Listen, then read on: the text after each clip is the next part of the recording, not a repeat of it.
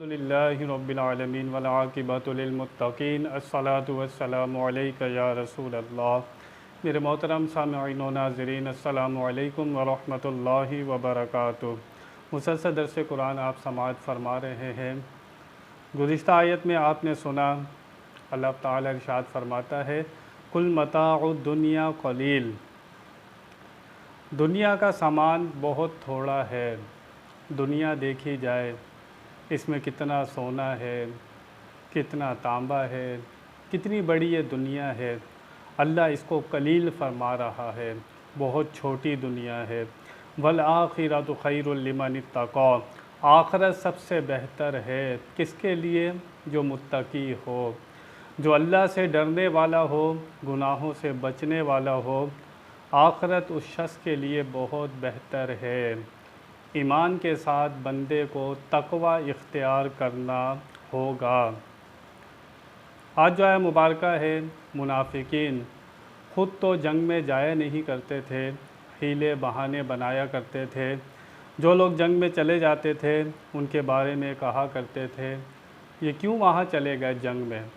अपनी जानों को ख़तरे में डालने के लिए जान चली जाएगी, जंग में क्यों चले गए? अल्लाह फरमाता है, ऐनमा तकूनु युद्रिकुमुल मौतु वलौ कुन्तुम फ़ी बुरूजिम मुशय्यदा। अल्लाह फरमाता है, जहाँ कहीं तुम होगे पालेगी तुम्हें मौत, अगरचे तुम हो मज़बूत किलों में, बड़े महल्लात हो, मज़बूत किले हो, बिस्तर पर हो, छुप कर रहो। मौत का टाइम मुकर्रर है, जब वो आएगी एक लम्हा न आगे होगा न एक लम्हा पीछे होगा। मौत का टाइम मुकर्रर है, भले तुम जंग में हो या घर में हो, ये तुम्हें पालेगी।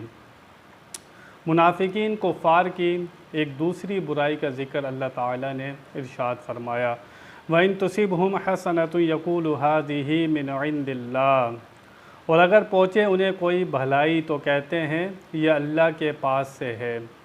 जब उन्हें नेमतें मिलती हैं, फल मिलते हैं, औलाद मिलती है, तो कहते हैं ये अल्लाह ताला की तरफ से है। आगे वइन तुसिबहुम हसनतुन यक़ूलु हाज़िही मिन इंदिल्लाह वइन तुसिबहुम सय्यअतुन यक़ूलु हाज़िही मिन इंदिक। और अगर पहुँचे उन्हें कोई बुराई तो कहते हैं ये आपकी तरफ से है। माअज़ल्लाह मुनाफिकीन कुफ़ार जब उन्हें कोई तकलीफ़ पहुँचती थी तो उसकी निस्बत अल्लाह ताला के रसूल नबी करीम सल्लल्लाहु ताला अलैहि वसल्लम की तरफ़ किया करते थे। अल्लाह ताला को हालांकि बात उनकी सही थी, जब नेमत पहुँचती है तो उसकी निस्बत अल्लाह ताला की तरफ, जब बुराई पहुँचती है तो उसकी निस्बत नबी करीम सल्लल्लाहु ताला अलैहि वसल्लम की तरफ। अल्लाह फरमाता है, कुल कुल्लु मिन इंदिल्लाह। आप फरमा दीजिए सब अल्लाह की तरफ से है। तुम्हें भलाई पहुँचती है या भलाई, तुम्हें बुराई पहुँचे या भलाई पहुँचे, ये सब अल्लाह ताला की तरफ से है। हालांकि उनकी बात सही थी कि जो भलाई पहुँचती है वो अल्लाह ताला की तरफ से पहुँचती है, लेकिन जब उन्होंने कहा मुसीबत नबी करीम सल्लल्लाहु ताला अलैहि वसल्लम की तरफ से पहुँचती है, जब बुराई की निस्बत अल्लाह के रसूल की तरफ की तो अल्लाह ताला ने उनकी नीयत और इरादे को भांप लिया और फरमाया ये लोग काफिर हैं। ये ऐसी बात कहने वाले कौन काफिर हैं? ये मोमिन नहीं हो सकते। फ़मा लिहा उलाइल कौम ला यकादून यफ़क़हूना हदीसा। तो इस कौम का क्या हुआ, समझने के करीब ही नहीं आती कोई बात, इनको कोई बात समझ में नहीं आती। अल्लाह ताला को मानने का दावा उसी का सही होगा जो उसके रसूल की अताअत करता होगा, ताज़ीम करता होगा, उनसे मोहब्बत रखता होगा।